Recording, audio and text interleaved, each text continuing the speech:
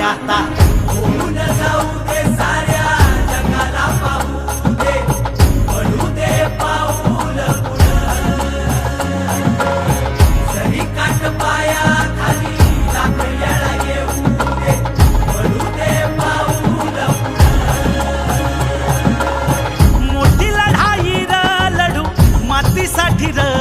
गड्या मनगटाच जोर लावून दाटला जरी अंधार एकजूट होऊ आज दिवा देऊ तेज दावर